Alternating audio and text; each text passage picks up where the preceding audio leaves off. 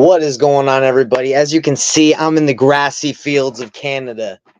What's going on? And what I want to do today, guys, is show you guys how I negotiate with sellers to get deals remotely without ever even leaving these fields, without ever leaving my laptop. Because, guys, even when I was living in Salt Lake, I just moved to Canada a little bit ago, but even when I was in Salt Lake City and sellers wanted to meet with me in person, unless it was like super close, I never really went. I would just explain to them like, hey, we can meet or we can just do this all over the phone. But usually, so even in my own local market, I really didn't go meet with people just because you can do everything over the phone with this sales process I'm about to show you.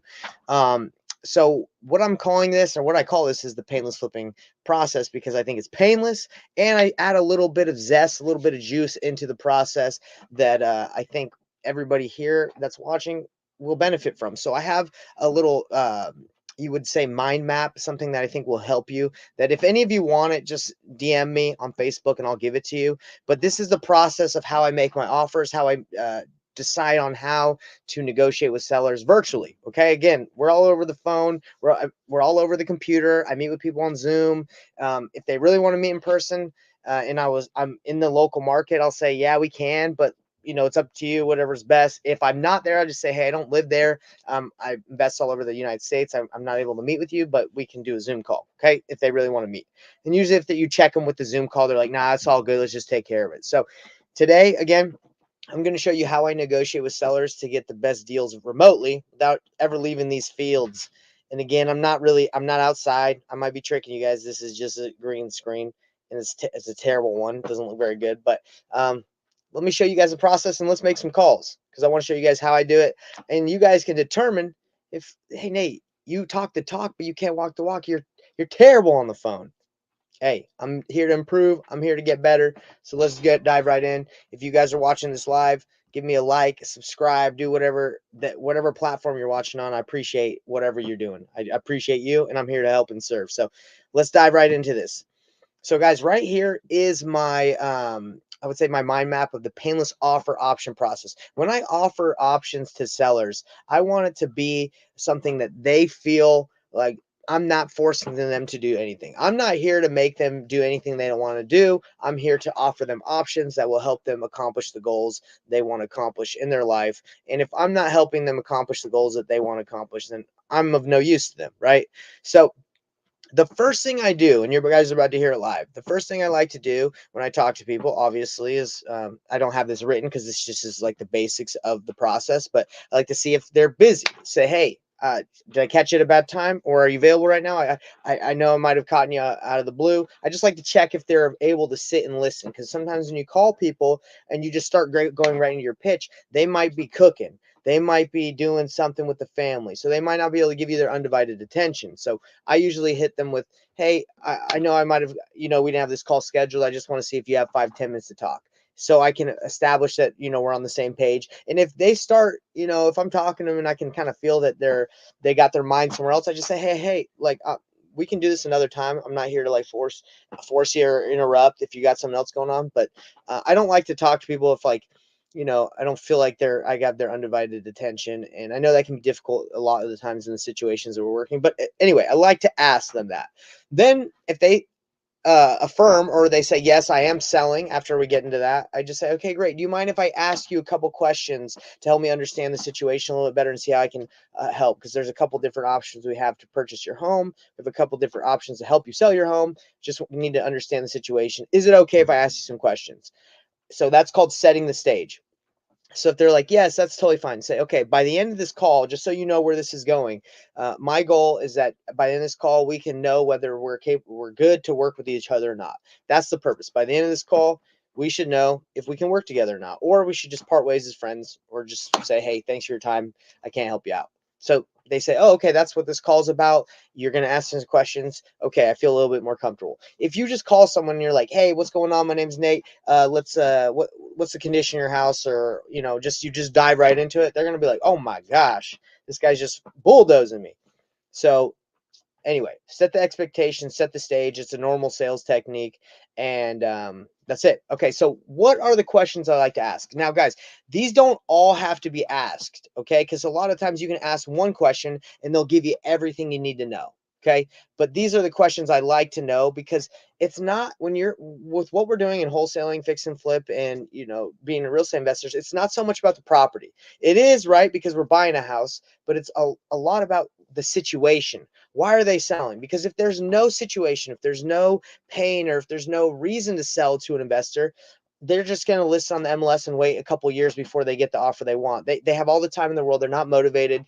That's not who we're working with. We're working with people who need our help, right? So these are the questions I like to ask, and you're going to see me do them live. Okay. We're going to do them in a little bit. But here, first thing I'd like to say is, hey, thanks for your time. My first thing I'd like to ask you is, it seems like a beautiful house. What's got you wanting to sell, or what's the main reason for selling? Then you let them talk. And what do? You listen. You just listen, and you do active listening. Uh-huh. Uh-huh. Uh-huh. Oh, okay. Tell me a little bit more. You want to know what's going on. All right. You're not trying to just get through your bullet points, your questions, and bulldoze them. You want to know what's going on. No fake, like, oh yeah, you like the Jazz. I like the Utah Jazz too. Like, unless you really do and that comes up, just be genuine, be real. So once I find out why they're selling, I like to take them through the process of what options they've considered to sell before, because I don't want to start talking about listing it, or if, all these other options, if they've already explored it and they've already gone down that rabbit hole or that path. So I say, you know, if they haven't told me all this already, again, you gotta, be smart with this. You're not just asking all these questions if they've already answered. You gotta listen. Number two, I just say, hey, it sounds like you got a great house. You told me you want to do this, so I totally get that. Have you thought about listing the house? Why do I ask them that? Is because listing usually gets the most money. It takes time. It's not convenient. I know I just listed my house. I have another house I'm listing because I'm moving, and it's a nightmare. People say they'll buy it anyway. So have you considered listing the house? No, I don't want to list it. Okay. All right. I totally get it. I understand the situation. You don't want to list it because you had a bad experience. I understand. I want to ask them questions to further pull out like what they really want to do, and is if working with investors is really what they want.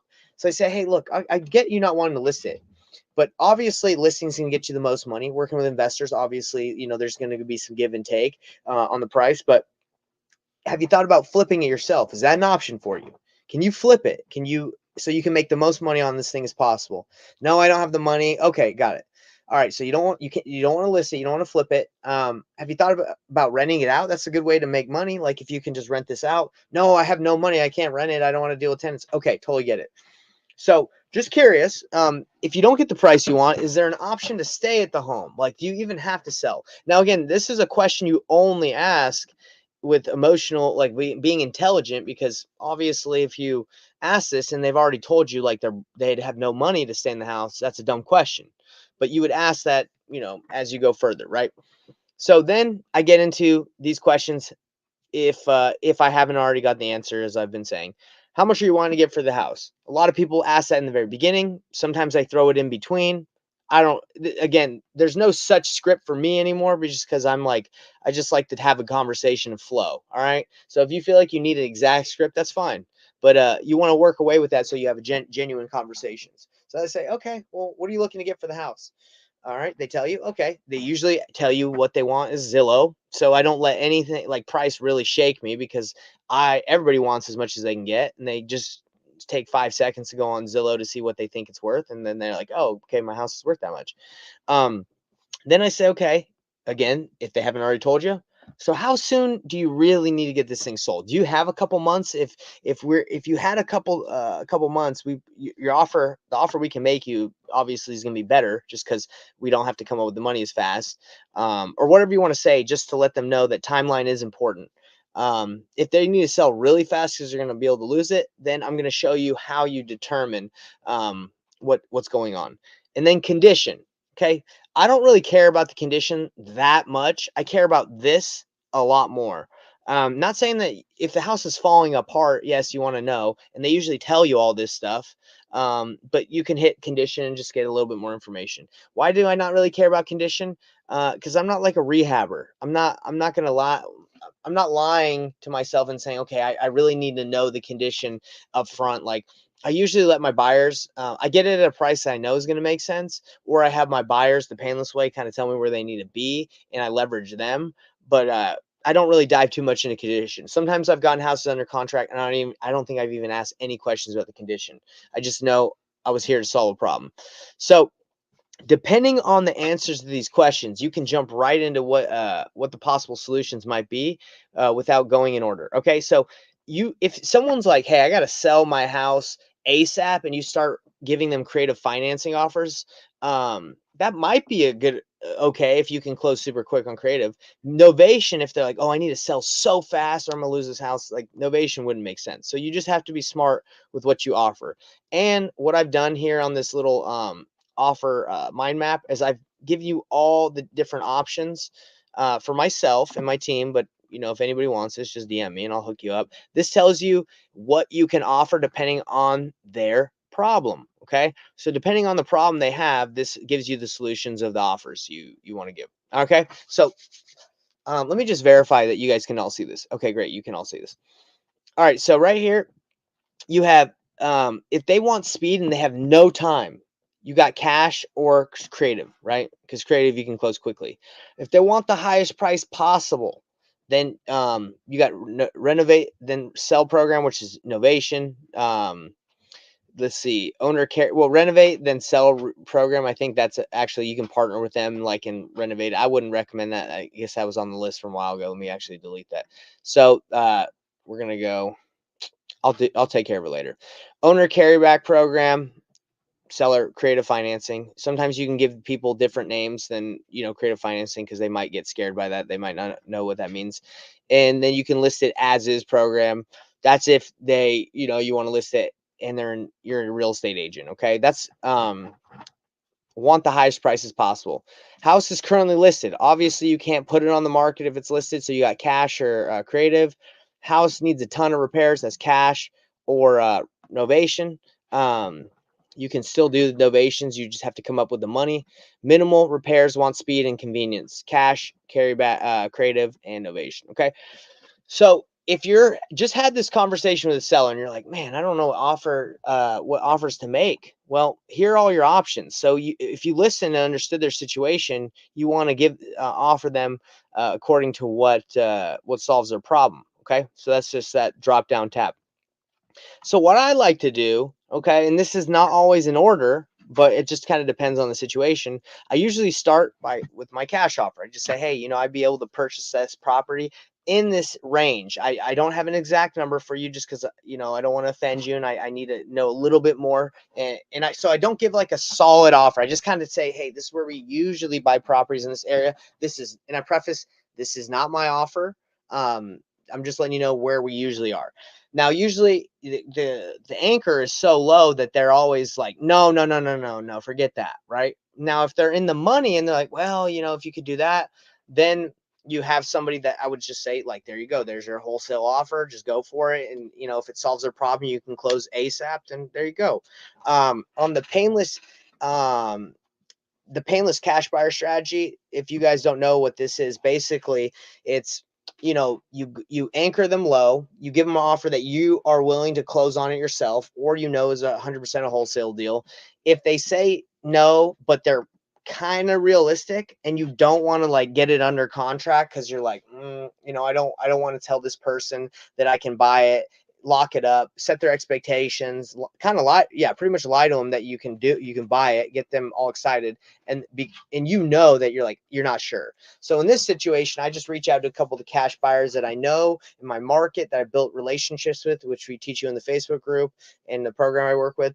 So you build those amazing relationships with those buyers, you get them to make offers for you, and then you go to the seller and you say, hey, look, I got a couple of partners that I can flip this house with. This is where they're potentially at. These are the people that I work with in my network. Okay. And then you kind of see, and they're usually, and they're giving you a solid offer that they can do. So at that point, if you can get the seller underneath that point, you have a deal. It's already done. Okay. Now, if that happens, or if you haven't even done that part and the seller just wants a lot more and you don't want to do this strategy, by the way, if they're not reasonable. There's no point in calling your cash buyers and being like, hey, where would you be if they're like 100K over? It's just like not worth your time. So if the seller wants more money, these are the two options that will give you more, that can help you offer the most. You got creative and you have novation. Okay, creative, you can offer whatever makes sense when it comes to the time length that they're willing to let you pay it over. Now, if you don't have to bring a lot of money down, you can pay a lot. Now, if you have to bring a lot of money down, that kind of changes if it's a good deal, if it cash flows or not. And novation, you just got to explain to them, like, hey, you know what? We can actually get you a higher price where we take care of everything for you, but you said that you have some time and you're not like in a crunch where you need to sell it within like 14 days. We can get you this price. We just need this time. It's going to take a little bit more time. But if you can do that, we're just going to need to market the property. If that's, does that work for you? Great. And that's how you do novation. So I try to keep it pretty simple. But I wanted everybody, before I made calls, to just see this is the process I like to go through. I like to keep it simple. Ask questions, understand their situation. You anchor. Then, if they're close to where you think you need to be, but you don't want to lock it up and just, renegotiate later because they're not in the money, but you think it's a deal, just use the painless cash buyer strategy that we teach. And then obviously, if you go through this process and you're working with them and you've been honest and transparent about what you're doing and how you're going about it, they usually will go with either one of these options if they don't get the price they want at this point. And sometimes if you're just talking to them and they want the highest amount, let's see, in this option, where does it go? Wants highest amount, but it's like a bad situation where the house isn't like needs a lot of work and there's a funky situation. You can go right into novation. You don't have to go in this order. I'm just giving you guys the process I usually go in, but sometimes you can go straight to novation, creative financing, and pass over the stuff. You just have to be flexible. All right. So anyway, guys, like I said, this is the option offer tree or mind map. I hope this is helpful. But the reason why I went over this again is so you guys can see the process I take sellers through. And without further ado, let's make some calls. So I'm going to take this process and I'm going to call some leads. Where am I getting these leads? If you don't know, Launch Your Leads. It's a company that I've, kind of partnered with, and we're going to call some of their leads and see if we can do some deals. All right. Let's see. I need to share my screen right here. And by the way, if you guys are watching this live, say what's up. I'm here to help. And hopefully this is useful for you guys, because I like calling people. I like having conversations. It's fun. Solving problems is fun. Okay. All right. Let's see. Let's call. I got to share the right tab. Where the heck is this thing? Okay. So I'm keeping this. Let's see. I'm keeping this thing really small on the far right because I'm live right now. And if you show the information that's in a CRM while you're going live on like YouTube, they'll like stop the stream. So I made it super small. So, and plus it has like all the information. Not that I think anybody out here is going to call the leads I got, but I got to keep it small for the stream. All right. So you guys can see over here what I'm doing. Let's call some leads. You guys ready? And, I got to verify that the audio is working. So when I call, it works. Okay. All right, here we go, everybody. Again, straight from the remote fields of Canada, we're making it happen. If any of you want to ask any questions, let me know. Let's get it. All right, let's call this lead. So this came from Carol. It's my girl Carol. Let's give her a call.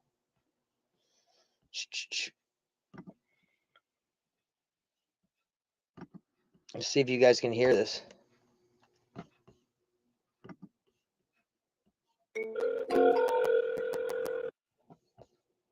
So I always call 3 times.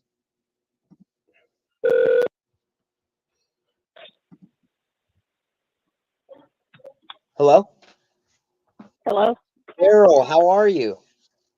It's fine. Good, Carol. My name's Nathan. I'm just curious if you can hear me. I know sometimes I lose service, and I just want to make sure you can hear me. Yes, I can. Okay. So, Carol, I'm calling because you had filled out some information saying that you were interested in selling your house. Right. Is that correct? Yes, there are 2 houses. Oh, perfect. Well, Carol, do you have a couple minutes that we can chat right now, or did I catch you in the middle of something?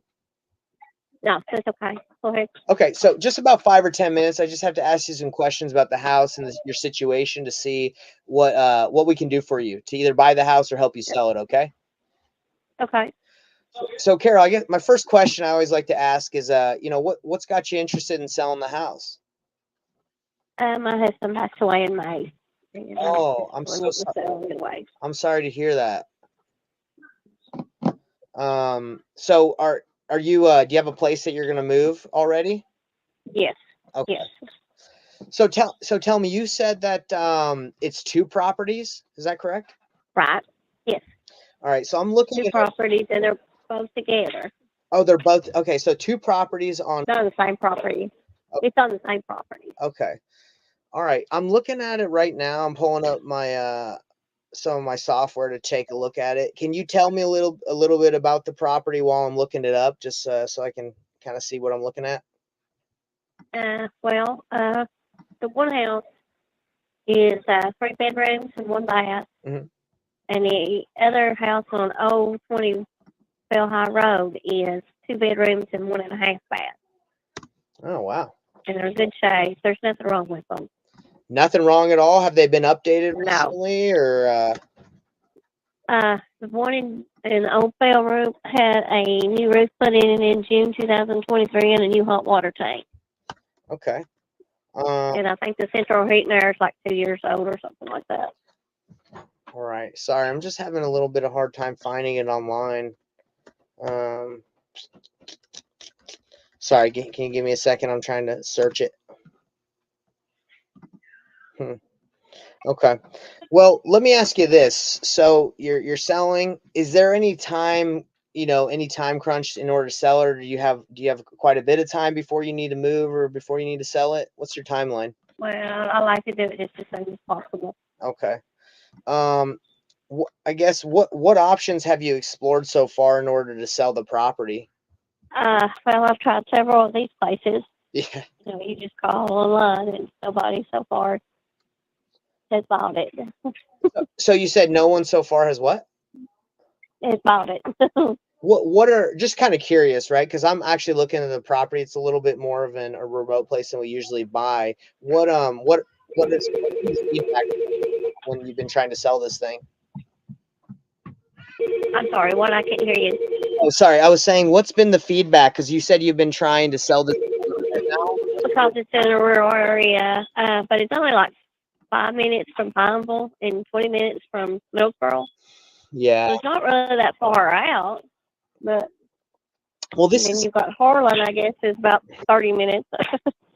yeah.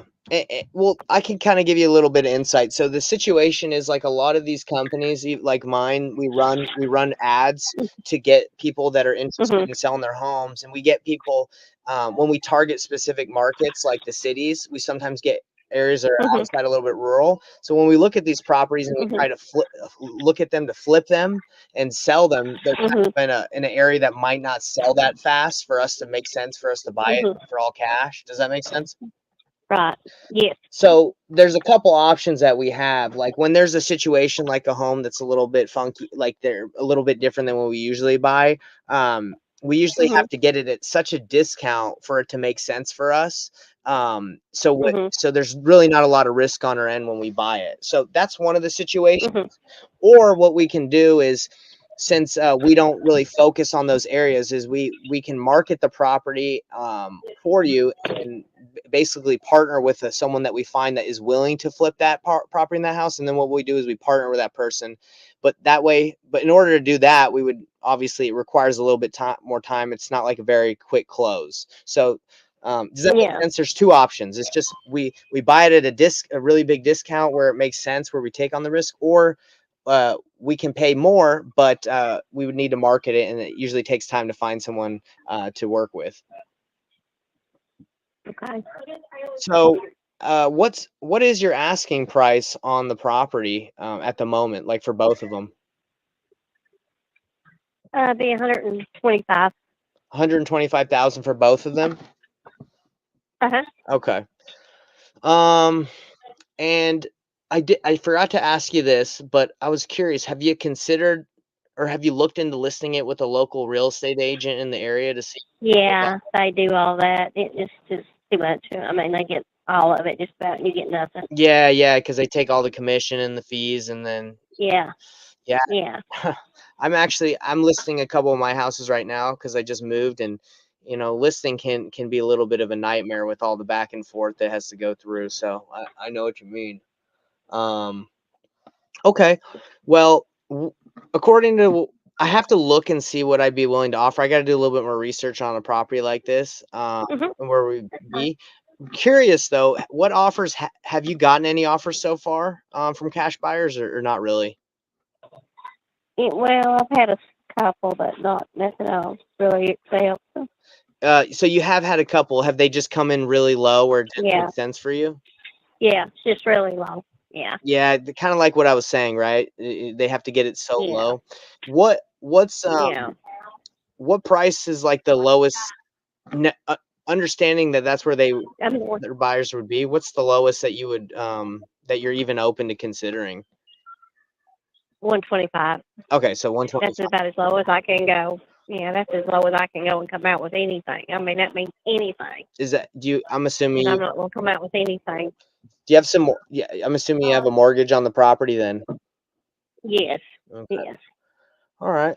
Are you open to selling the property on terms like where I could take over the mortgage for you and just buy it that way, like pay you over time instead of just paying a lump sum? No, because I need some to uh, make a down payment on a house that I want. Okay. And so I'm assuming at 125 that would give you some money in order to go Yeah, put down. that would give me. Yeah, yeah, that would give me some leeway. Okay. So I'm just curious, what is that amount, just so I know that down payment you're looking for, because we might be able to structure something where we can get you that amount. Um, About 20. Okay, so about 20. So really, like, Hmm. so technically, like, if we were able to take over the property, if we did do that, not saying we do it, but and you walked away with 20, you would be fine, or that's what you would be looking Yeah, for. Okay. yeah. All righty. All right. Well, do you have any? I'm gonna do a little bit of research because I'm newer to this area, but we do buy property Okay, all that's over. fine. So, do you have any questions for me at this moment, or anything? No, honey, I'm good. Thank you. All right. Well, I really appreciate your time. I'll take a look into this and see what I can do. All right. All right, honey. Thank you. You have a good day. You too. Bye bye. All right. Bye.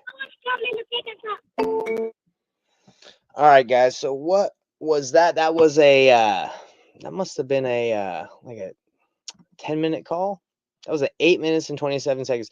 Okay, so this lead, either my internet's not working because I'm in Canada, or like my internet is working, but like it's not finding this property very easily. So 1502 US Highway Pineville. Okay. I think I actually did find it. So here it is. So she wants 125.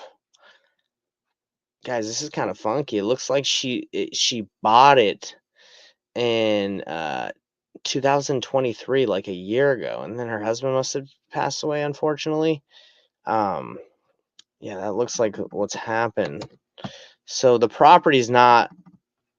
You can't really flip this thing um, at the price that she wants. This is a really funky property.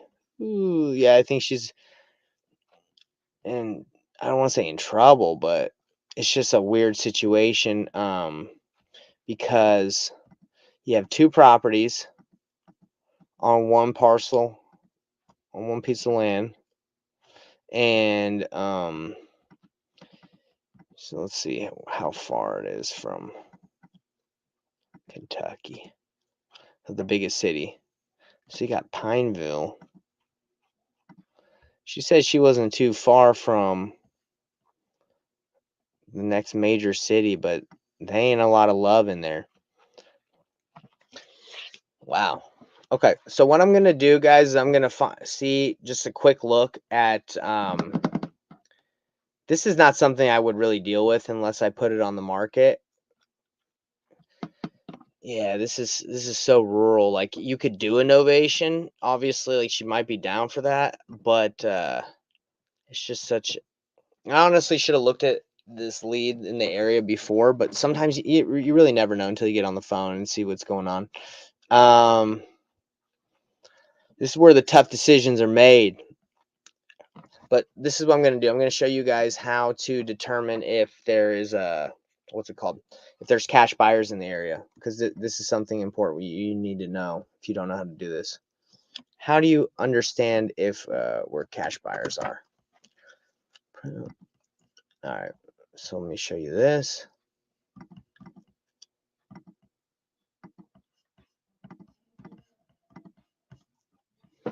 Okay, here you go. So we're going to go to, we're going to put the address in. We're going to see if there's any flips going on in this whole stankin' town, which I doubt it. Yep. Ain't looking good for her. So let's see. Let's go here to settings. We're going to have to go. Mother. All right, here. Okay, we're going to go 10 miles. I want to see if there's been any activity within 10 miles. There should be something. 10-mile radius, because you're picking up Pineville, which seems to be oh my dear goodness. It's very possible that Privy just doesn't have any information on here, which is a bad sign. 100% a bad sign. Okay, let's check out batch leads, and then we're gonna move on, because again, ain't worth it, everybody. All right, let's go here. Okay, so what do you do here in order to find if there's cash buyers? Yeah, this the only thing that I would do. I wouldn't even do a creative deal. I'm not looking to own a property that's out here and have to deal with that. Let's see.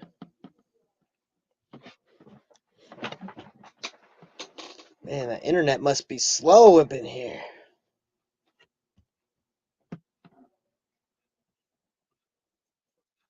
They can't even find it. It's so remote.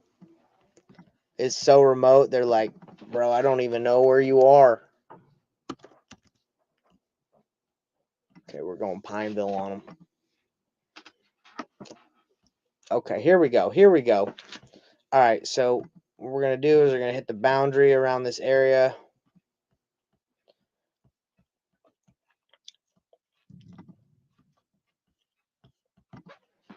I like this view more on Batch Pineville. So what am I doing again? I'm finding out if there are any cash buyers in this stinking market, which I'm assuming it's not very hot. So how do you do that? You just go over here to on market, and you want to see if there's any cash buyers. So what you could do is you could call a couple of these people and just be like, hey, would you want a property out there? But it's just, look, it's been on the market for 154 days, 126. Like, this is not a place where this thing's gonna be flying off the shelves at 124. Not at all. Waste of time. But at least I showed you guys how to determine quickly if you got anything worth working. Okay. Let's make another call. Let's see.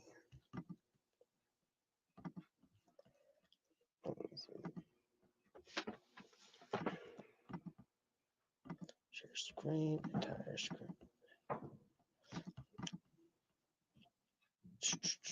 I gotta share my tab again. There you go.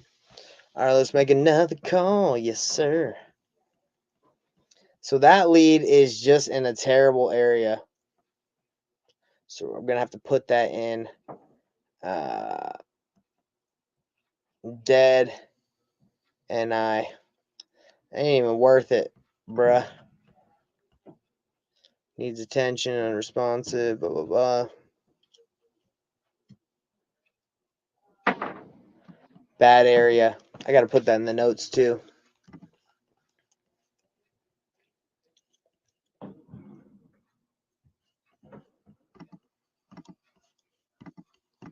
Bad area. Not worth it. All right, here we go. Let's try the next one.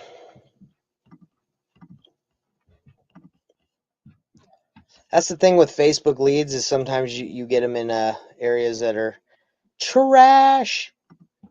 Okay, let's try this one. Where's this at? I'm actually going to check the location first. Okay, so this is North Carolina. That's fine. That's a decent area right out of what is that, Greensville? Let's get it. Can we schedule a call at tomorrow at 12? So I'm going to call her. Let's give it a shot.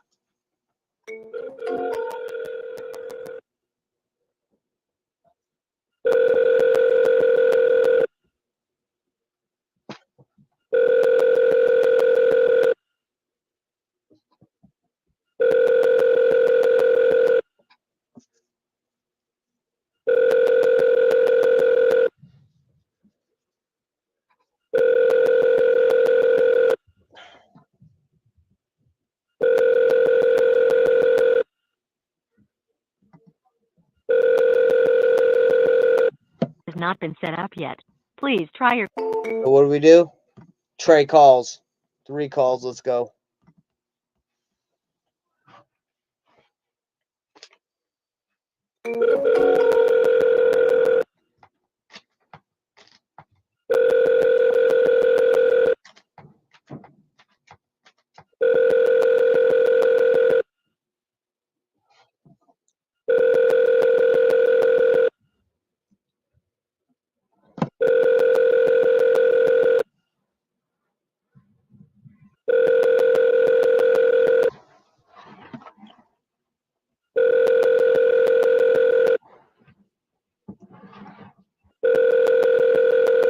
Has not been set up yet. Please try your call again later. So what we're doing right here is we're going to say, sorry I missed you. I'll call back again later.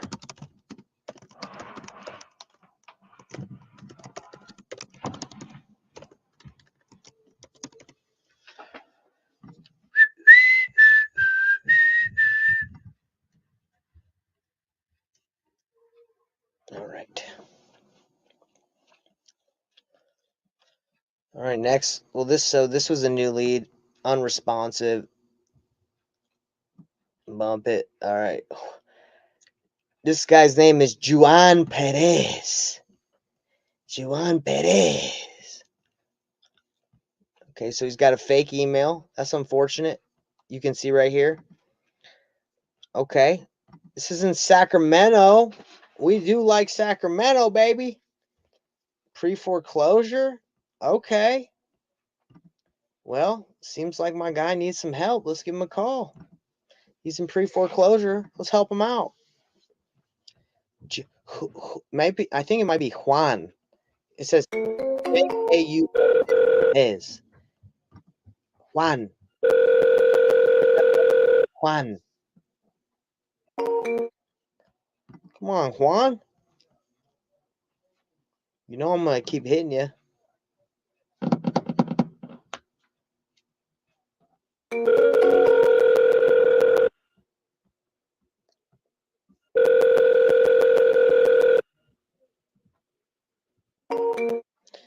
I think the number is wrong, but he filled out the information. Let's see. Yeah, the phone number's not working. Son of a. But this is an interesting lead because it's in pre-foreclosure. Year-end investor contractor special, blah, blah, blah. It's been on the market for 81. House needs to complete remodel, original windows.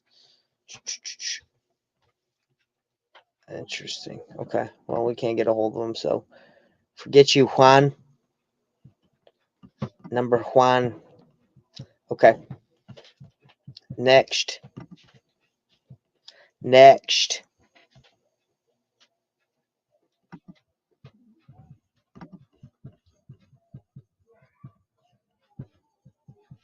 All right, here we go. We got Andrew right here. Andrew, where are you coming out of? You are from Detroit. Okay, we can deal with some of Detroit in here. We'll deal with a little bit of Detroit.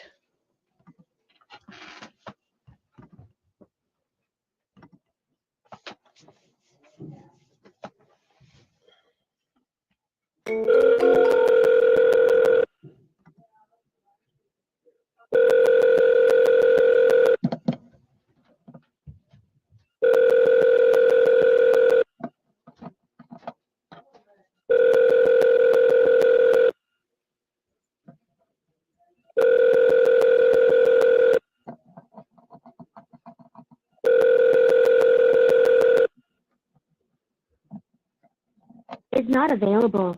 Please leave your message after the tone. After you have finished your message, just hang up. Or We're going 2 more on them. People don't answer their phones when they don't recognize numbers, so you call. Oh, who the heck is this? Blowing up my phone.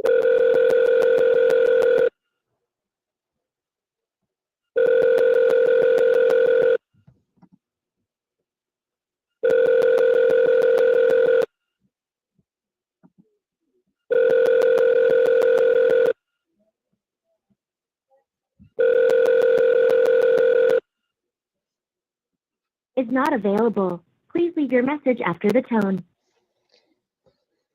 After you have finished your message, just hang up. Or to hear more options, please press 1.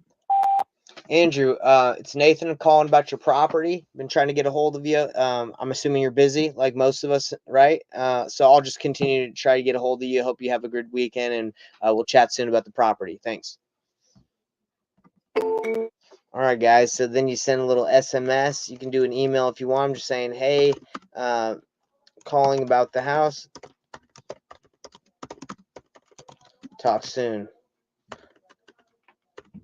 I'll call again later since you're busy. So when I leave voicemails or texts, I'm not like, hey, call me back, or like, I don't try to leave homework for them. That's like something that John Martinez teaches. I usually just say, hey, calling you about the house, call you again later, you're busy. Or on the voicemail, hey, I'm assuming you're busy, it's all good, I'll try again later. So that's just a strategy. You don't want to just be like, hey, I keep calling you and you're not calling me back, I really need to talk to you. Because then that's just awkward. Once they call you back, you're like, hey, why haven't you been answering my calls? Like, you wouldn't say that, but that's just kind of the vibe, right? So anyway, that's what you can do on that one. So guys, I don't know if this helped you out. We had a conversation with the lady in the beginning. We looked at her property after we found out that her motivation is like she wants to sell quick, but she bought after looking deeper. It was really hard for me to find the property. It was pretty rural. After I looked into it, she had just bought the property. Unfortunately, her husband has died and has passed away, and she's just in a bad spot. It's in a very rural location, no flipper information. So no, you can't, even if you got it for a super low wholesaling, that's gonna be a beast. It's gonna be tough. If you did a novation, that thing's gonna sit on the market for like 150 days. That's just a bad market. If you want to pursue that, you can. I don't know the rental market to do creative or sell it. I'm not interested in dealing with that. So that's what we learned. That's the problem with doing rural leads. And when you do Facebook ads, you do get a lot of rural leads that come in, which is a doozy. Novations usually solve that problem when you sell them on the market, because then you can sell it to traditional buyers. But anyway, I hope this helped you guys out to see the process of how to make offers, how to ask the right questions. Am I a little rusty? Maybe I'm a little rusty. It's been, I just moved to Canada, so it's been a while since I got, not a while, but I haven't hopped on that dialer for a little bit. I've been moving, but taking action. We're in the fields, doing deals, getting deals. Hope you guys, again, help DM me if you want that little sheet that I showed you. And guys, it's Friday. I want everyone to have a great weekend. That's what I want for everybody. So if you found this helpful, like, subscribe, hit the bell icon. If you didn't think it was helpful and you think I'm trash, tell me. I'm interested. Because hey guys, I know I've been doing this for years, but doesn't mean I'm the greatest. Doesn't mean I'm RJ Bates.